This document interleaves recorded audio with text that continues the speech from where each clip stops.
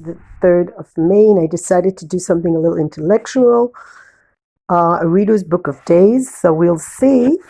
Actually, yesterday was a special day, and 2nd of May. These are significant days in the history of literature. So May 2nd is mentioned in the novel 1984, which is very, of course, it's very relevant today. So no one would think of George Orwell as a poet of the pastoral. He was drawn more to disgust, but listen to him. So this is from 1984, the novel by George Orwell. Under the trees, to the left of them, the ground was misty with bluebells. The air seems to kiss one's skin. It was the 2nd of May. Readers of 1984 will likely recall this thrilling, unlikely rural interlude when Winston meets Julia alone for the first time, and she flings her scarlet chastity sash from the Junior Anti-Sex League aside in a sun-dappled forest grove. Of course, their joys won't last. Winston knows they won't, but the liquid song of the thrush they hear in that grove stands in the novel as uncorrupted life force that somehow exists outside the power of the Big Brother. So yeah, we're talking about the Big Brother here because they want people to monitor shoppers and I don't know, all kinds of weird things. So let's see what happened in May 3rd. So May 3rd, Niccolo Machiavelli, who wrote The Prince, Discourses on Livy, was born in Florence in 1469. And I really don't. Oh, the writer of the 101 Dalmatians. People don't know. There's a person called Dodie Smith, was born in 1896 in Whitefield, England. And Jerzy Kosinski, who wrote Being There. And The Painted Bird died. Wow, he was really young. Okay, so Lord Byron did like to swim, and he liked to write about what he had swum. What does it mean? What he had swum? In 1809, he crossed the wide mouth of the Tagus River near Lisbon, a feat his traveling companion John Hobhouse considered more daring than the one undertaken a year later that brought him a greater fame, not least by his own efforts.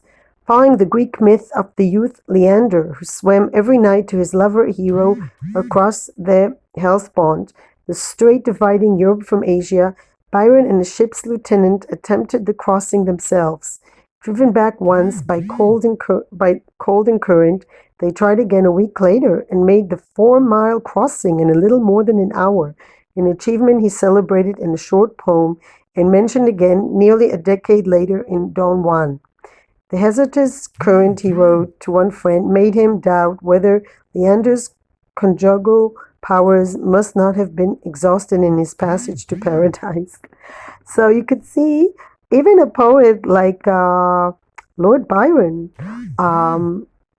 really needed to do exercise. So in 1939, Malcolm Cowley in the New Republic wrote on John Steinbeck's The Grapes of Wrath. What one remembers most of all is Steinbeck's sympathy for the migrants, not pity, for that would mean he was putting himself above them, not love, for that would blind him to their faults, but rather a deep fellow feeling. So what do we have else? So it says that in 1978, a little bit modern time, after a visit to the Easterman Archives in Rochester, spent watching the silent films of Louis Brooke, this shameless urchin tomboy, this unbroken, unbreakable porcelain filly, whose image had run through my life like an unbroken thread, Kenneth Tynan returned for a second day of conversation at a nearby apartment building with a tiny elderly woman barefoot in a nightgown and bed jacket. Louis Brooks. "You're doing a terrible thing to me," she said. "I've been killing myself for 20 years, and you're going to bring me back to life."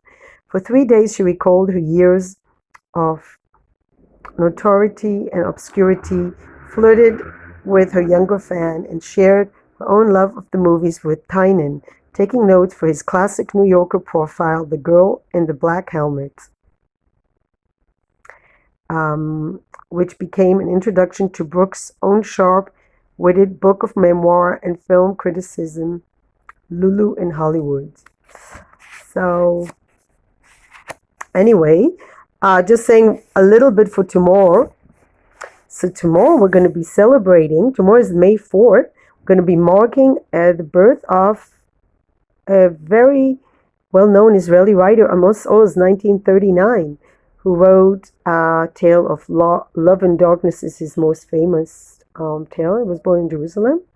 We have Graham Swift, Waterland, I don't know these books.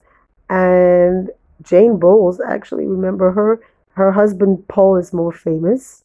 A writer died. So, and just a quote from Alice in Wonderland, I'm stealing from this day.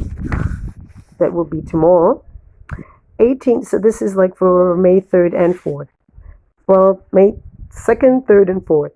1852. What days of the month is it? Asked the Hatter, looking at his watch. Alice, oh, this is like my favorite book in the world, by the way. So let's do it again. Alice in Wonderland. What day of the month is it? Asked the Hatter, looking at his watch. Alice considered a little and then said, the 4th. 2 days wrong, sighed the Hatter. I told you butter wouldn't suit the works. It's only natural that sensible Alice would know this date. It was the birthday of the girl who inspired the tale, Alice Liddell. She was 10 when Charles Dodgson first told the story to the Liddell sisters on a rowboat. 13 when he published Alice's Adventures in Wonderland under the name Lewis Carroll, and 19 when its sequel, Through the Looking Glass, appeared, which included an acrostic poem which spelled out Alice's Pleasance Liddell. So, Virginia Woolf found her fame in 1928 becoming vulgar and a nuisance.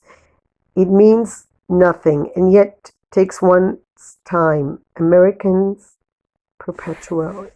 1929. What happened in the May 4th? You must be married at once very obtrusively. Evelyn Waugh advised Henry Green on learning of his engagement. A fashionable wedding is worth a four-column review in the Times literary supplement to a novelist. So, what happened in 1953 under the supervision of Dr. Humphrey Osmond, a Saskatchewan psychiatrist who later coined the term psychedelic, Aldous Huxley took mescaline for the first time at his home in Los Angeles.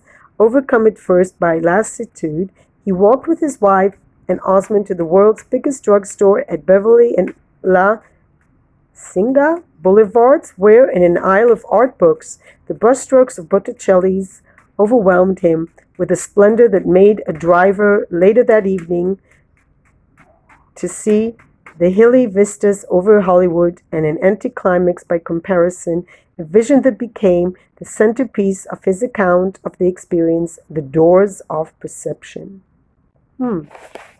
That's interesting. So, and I think that's about it. Not everything is worth mentioning, I think.